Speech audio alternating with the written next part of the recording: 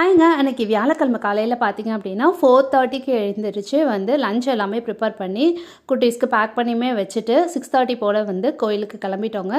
சுசீந்திரத்தில் உள்ள தானுமாலையர் கோயிலுக்கு வந்து வியாழக்கிழமை தோறும் போகிறது வழக்கம். அங்கே சிவன், பிரம்மா, விஷ்ணு 3 பேரையும் நீங்கள் ஒரே இடத்துல பார்க்கலாம். 2 கொடிமரங்கள் பார்க்கலாம். ஒன்று வந்து பெருமாளுக்கு உள்ளது, ஒன்று வந்து சிவனுக்கு உள்ளது. கோபுரமே வந்து ரொம்ப சிறப்பம்சம் வாய்ந்தது. கோபுர தரிசனம் கோடி புண்ணியம் இல்லையா?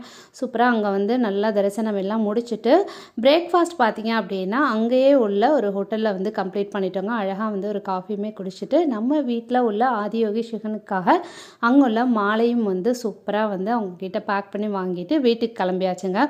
வீட்டில் வந்து பார்த்தீங்க அப்படின்னா கடகடகடன்ட்டு குட்டீஸ் வந்து அவங்க யூனிஃபார்ம் எல்லாம் வந்து சேஞ்ச் பண்ணிவிட்டு அவங்க வந்து கிளம்பிடுவாங்க.